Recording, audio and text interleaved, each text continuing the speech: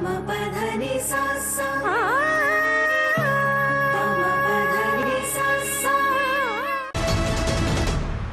તને પહેલા પણ કહ્યું હતું કે જે દિવસે મને ખબર પડશે કે આ ગંગાના લગ્ન એની મરજી વગર થયા છે, આ તલવાર કોઈની સગી નહીં થાય.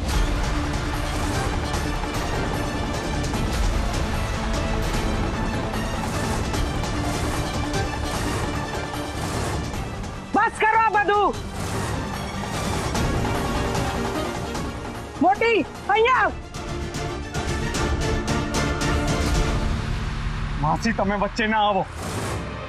આ પ્રતાપે ગંગાને મજબૂર કરી છે એટલે એને હું છોડીશ નહીં. તું આમ ગામ ધણીના લગ્નમાં વિઘ્ન નાખે એટલી તારી હિંમત? હું તને સૂળીએ ચડાવવાનો આદેશ આપું. પકડી લો આના સૈનિકો. તમે બધા મોટા લડવૈયા છો તો એક કામ કરો, આ બંને માને પેલા મારી નાખો અને પછી જે કરવું હોય તે કરો.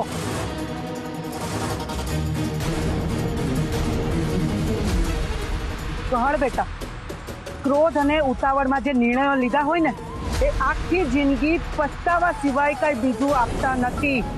કોણ ગુનેગાર છે અને કોનો વાંક છે એ જાણ્યા વગર આ તલવાર ખેંચી આપણને ના શોભે. માસી સીધી ને ચટ વાત. ગંગાના બાપુ બોલ્યા છે કે મામીજીનું ને પ્રતાપનું કાવતરું હતું. તો હજી બીજું શું સાંભળવું છે તમારે? તો કહળ, એક વાત સાંભળી લે. ઉપરવાળો ભગવાન આવીને પણ મને એમ કે નહીં કે મારા દીકરા પ્રતાપનો વાંક છે તો હું એનું ન માનું. તમે આમ આંખે પાટા બાંધી દેવાના હો તો તમારા દીકરાના ખોટ ક્યાંથી દેખાશે તમને?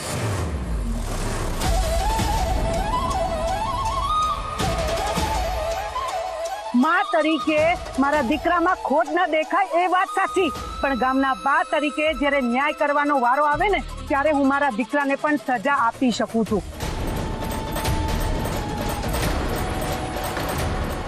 કોઈ અગત્યનો નિર્ણય લેવાનો હોય ને ત્યારે કોઈ એક વ્યક્તિની વાત ન માનવાની હોય. શું ખબર આ ભાઈજી ભાઈની કોઈ ભૂલ થતી હોય? બા સાહેબ, આવા કોઈને જવાબ દેવાની કે ન્યાય કરવાની જરૂર નથી. આ તો મારી ઈર્ષ્યાથી બળે છે. સૌથી મોટી વાત એ છે કે ગંગાએ કહળના લગ્નનો પ્રસ્તાવ નકારી દીધો અને મારો સ્વીકારી લીધો, એટલે આ બળાપો છે બધો. ના ના ના, મારી દીકરીને કોઈની સાથે લગ્ન કરવા જ નતા. પણ આ પ્રતાપસિંહે વડીલ, આ આક્ષેપ મુકતા પહેલા મને એમ કહો કે શું પ્રતાપ તમને આવીને ધમકી આપી ગયો તો? ના. તો શું એના સૈનિકો આવીને ધમકી આપી ગયા હતા? ના. તો તમને કેમ લાગ્યું કે પ્રતાપે ગંગાને મજબૂર કરી હોય? આ જમકુએ મને કઈ પીવડાવ્યું અને હું બેભાન થઈ. અને જ્યારે ભાનમાં આવ્યો ત્યારે ગંગા લગ્ન માટે તૈયાર થઈ ગઈ હતી. જોયું કહર, આ ભાઈજી ભાઈ બેભાન હતા તો એ કઈ રીતે કહી શકે કે પ્રતાપે કર્યું છે આ બધું? અને જો ગંગા ઉપર બળજબરી થઈ રહી હતી અને બધાની વચ્ચે તેને પૂછ્યું ત્યારે એને જવાબ કેમ નહીં આપ્યો? કારણ કે મામીએ ગંગાબેનને બાપુજીના સમ આપ્યા હતા. કુંવરી બા, આ બધામાં તમે ના પડો કારણ કે તમે બહુ નાના છો હજી. મામી, તમે કાઈ બોલશો કે હવે હું તમને કહું છું તમે બોલશો કે નહીં? કાઈ ભાની વિરુદ્ધ બોલવા ગઈ તો આ બા સાહેબ જ મને મરાવી નાખશે. ભગવાન ચુટ્ટું ન બોલાવે. પણ હવે આ જમકુ એવો અભિનય કરશે કે આખું કાવતરું ભૂલાઈ જ જાય. હું તમને કહું છું તમે સાચું બોલશો કે પછી? હું આપું છું તમને જવાબ. હું બધું સાચું કહી દઉં છું તમને. ગંગાને મજબૂર કોણે કરી હતી લગ્ન માટે? સાચે સાચું બોલજો નહીતર. મજબૂર નથી કરી બા સાહેબ. ભગવાન ચુટ્ટું ન બોલાવે. પણ મેં માત્ર એક જ ભૂલ કરી છે. મેં સપનું જોયું છે કે મારી ભાણી ગંગાને સુખી જોઉં. એ જ મારો અપરાધ છે.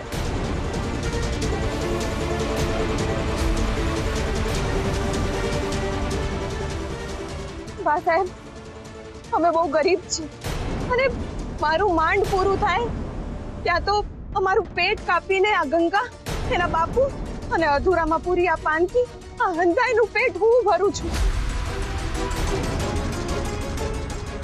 ને આવી કારમી ગરીબીમાં જ્યારે મારી ભાણી ગંગા માટે ગામ ધણી પ્રતાપસિંહનું માંગવું આવ્યું ને, તો ના કેવી રીતે પાડી શકાય? મને એમ થયું કે મારી ગંગાને આટલા મોટા ઘરમાં પરણાવીશ તો મારી ગરીબી થોડી દૂર થઈ જશે. અને એટલે જ મેં ગંગા પર તેજ દબાણ કર્યું. અને એને જો તમે ગુનો સમજતા હો ને, તો હા, કર્યો છે મેં ગુનો. અને એના માટે તમારે મને મારી નાખ્યું એને તો મારી નાખો. અરે કાપી નાખો તમે મારી ગરદન.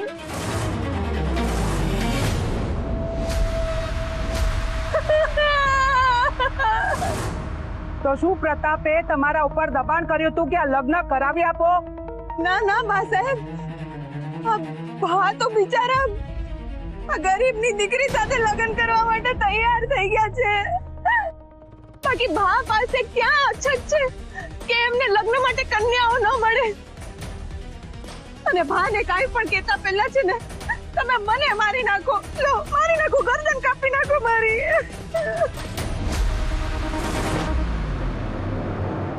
આ મામી જેટલી દેખાય છે એના કરતા ઘણી જ વધારે ચાલાક છે. ગંગા, ભાણીબા, મને માફ કરી દે ગંગા, મને માફ કરી દે, મને માફ કરી દે. તારું ભલું વિચાર્યું એ ગુના માટે મને ક્ષમા કરી દે. ભગવાન જુઠ્ઠું ન બોલાવે, પણ આખું એક આમ જાણે છે કે આ બા સાહેબ જેટલું દયાળુ કોઈ નહીં અને આ જમકુ જેટલું માયાળુ કોઈ નહીં. પૂછો આ હરિરામને. હા, કઈક અલગ હતું ધાર કાઢીને. દાદા, હા, અરે આ ચમકુ બેન તો સાક્ષાત વાગણ છે, વાગણ. એટલે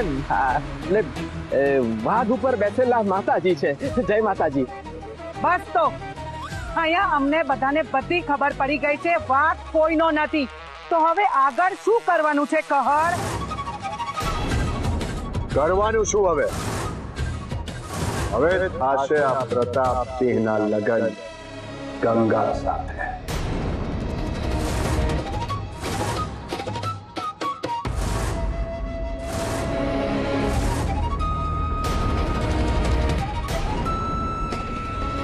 માસી, તમે જોવો છો ને તમારો પ્રતાપને, એ મને ઉશ્કેરે છે. ગંગાનો જીવ બચાવવાનો મતલબ એ નથી કે મારે એની સાથે લગ્ન કરવા છે.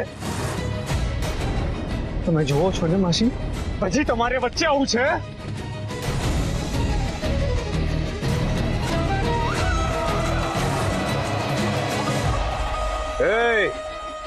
હવે મારે કોઈને ઢાલ બનાવવાની જરૂર નથી. મને ખબર છે તમને લોકોને ઠેકાણે કેવી રીતે લાવવા.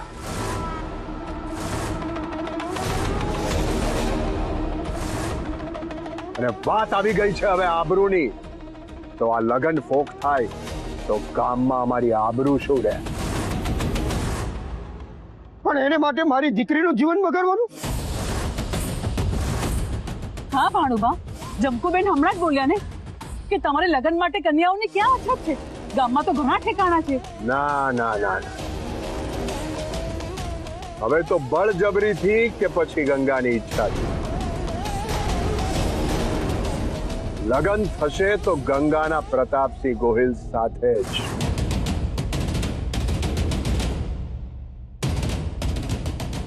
પછી ભલે મારે તમારા બધાયની લોહીની નદીને વચ્ચે ફેરા ફરવા. એ નદીમાં તો પેલા તું તરતો હોઈશ પ્રતાપ, કારણ કે મેં તો બેખ જ લીધો છે નિર્બળ અને નિસહાય લોકોને ન્યાય દેવાનો. અને આ ગંગા પર અન્યાય નહીં થવા દઉં. તું કરી શું લઈશ કહળ?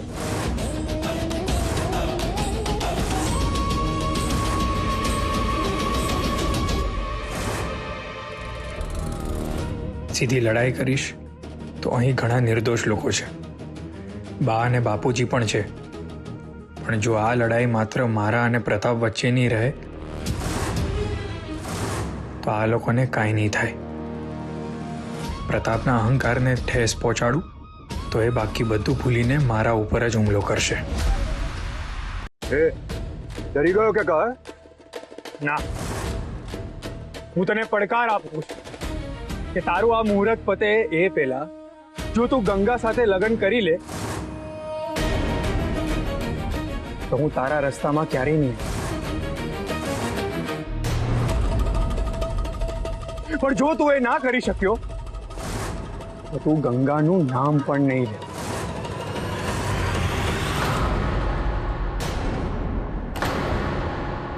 આહા, મંજૂર છે મને.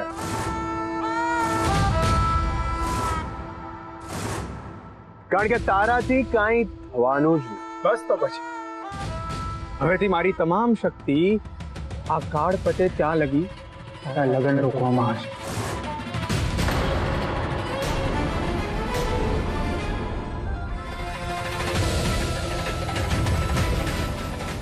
લે તમને પગાર આ સંભાળવાનું આપું છું. આને મરવું છે એને પતાવી નાખો અને જે વચ્ચે આવે એને પણ પકડો અને ધોઈ નાખો.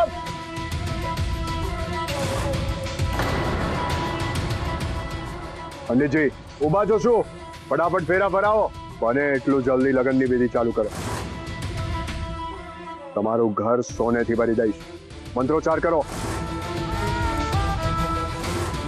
મમ્મી નહીં.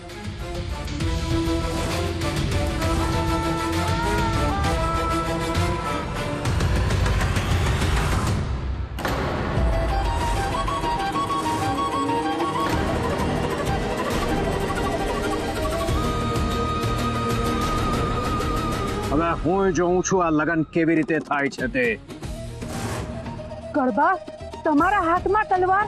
હા, આજે વર્ષો પછી આ તલવાર હાથમાં લીધી છે એટલે લોહી ચાખ્યા વગર મ્યાન નહીં થાય. હા, એ કળભા જે વાત વાતમાં લોકોની ગરદન ઉડાવી દે એણે પ્રણ લીધેલું ત્યાર જ પછી એ તલવારને હાથ નહીં લગાવે. આજે મેં તલવાર હાથમાં લીધી છે કે જ્યારે અન્યાય સામે વડીલો આંખ મીચામણા કરે છે ને ત્યારે મહાભારત થાય છે અને હું એવું નહીં થવા દઉં. કાકા આગા ખસી જાઓ. વડીલ છો એટલે હું હાથ નહીં ઉપાડતો. હા, જા. આજે હું તને કહું છું આ ગંગાને લઈને એટલે દૂર ભાગી જા કે આની નજર સુદ્ધા તારી પર ના પડે.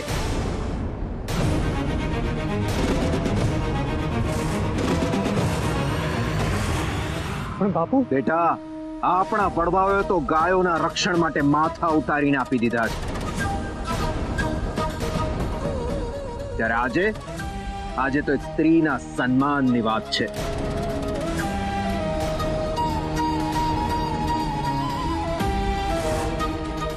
અમે બધા અહીંયા મરી ખપીએ ને તો પણ આંખમાં આંસુ ન લાવતો અને હંમેશા અન્યાય સામે લડતો રહે છે. બેટા જા, જલ્દી જા. પોતાના બાપની જિંદગી માટે આખો જન્મારો ઝેર કરી દેવા તૈયાર થયેલી દીકરી તમને ધન્ય છે. જાઓ જાઓ, અહીંયાથી ખૂબ દૂર જતા જાઓ. જા ગંગા જા. અત્યાર સુધી તે મારા માટે ઘણું કર્યું. હવે મારો વારો છે તારા માટે કંઈક કરવાનો. તું ભક્તિ માટે બની છે, તું એ જ કર.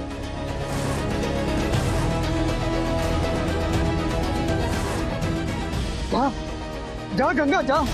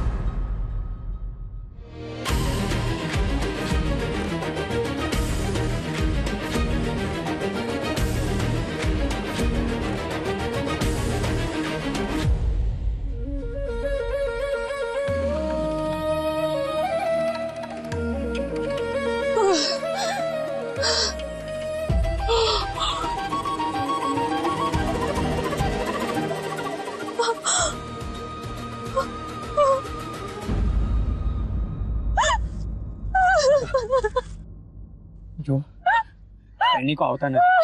મને લાગે છે એ લોકો બીજી તરફ જતા રહે. તમે શાંત થઈ જાઓ.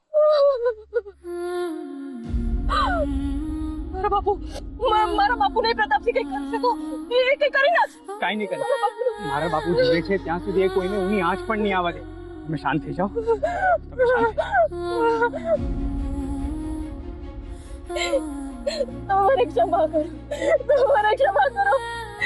તમને ફાવે એમ બોલી તમારું અપમાન કર્યું મેં. તેમ છતાં તમે મારા માટે પોતાનો જીવ જોખમમાં મૂક્યો. તમારા ઘરવાળાનો પણ જીવ જોખમમાં છે.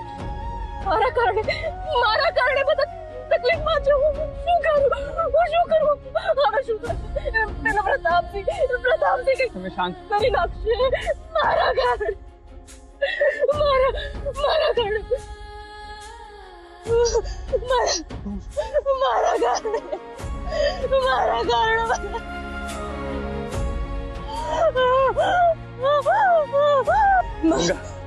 બાબુ, મારા બાબુ.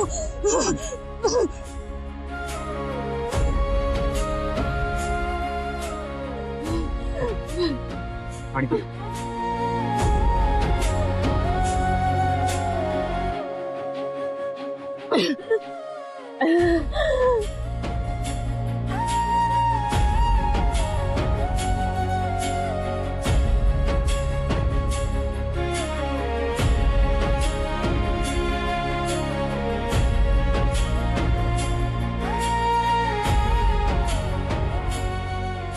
બહુ વિચારો નહીં.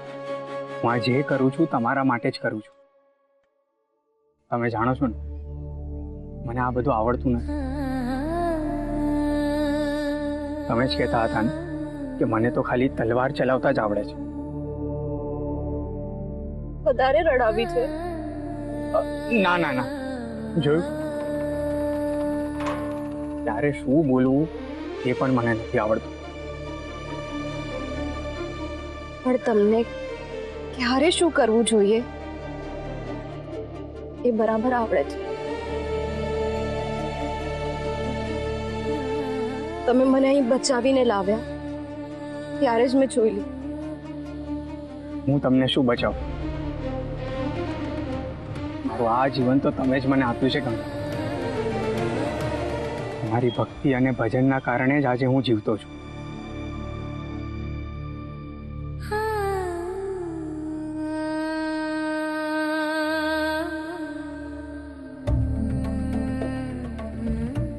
આપણે અહીં આવી તો ગયા પણ મને વારે વારે પેલા પ્રતાપસિંહનો ખૂની ચહેરો દેખાઈ રહ્યો છે. એણે આપણા લોકોને કંઈ કર્યું તો નહીં હોય ને? હું એને જાણું છું એ મુજબ એ આપણને શોધવામાં આખી શક્તિ લગાડી દેશે. કારણ કે એનો અહંકાર એને બીજું કાંઈ વિચારવા જ નહીં. એટલે જ મેં એને જાણી જોઈને પડકાર ફેંકેલો કે લગ્નનું મુહૂર્ત વીતી જશે એના પછી એ તમારું નામ પણ નહીં લે.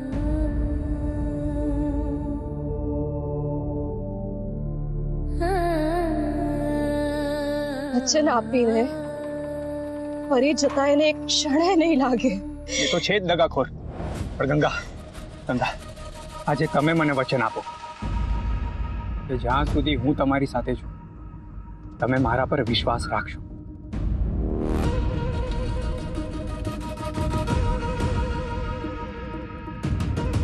અને ઉતાવળમાં કોઈ પણ એવું પગલું નહીં ભરો જેના થકી પ્રતાપ આપણને શોધી શકે.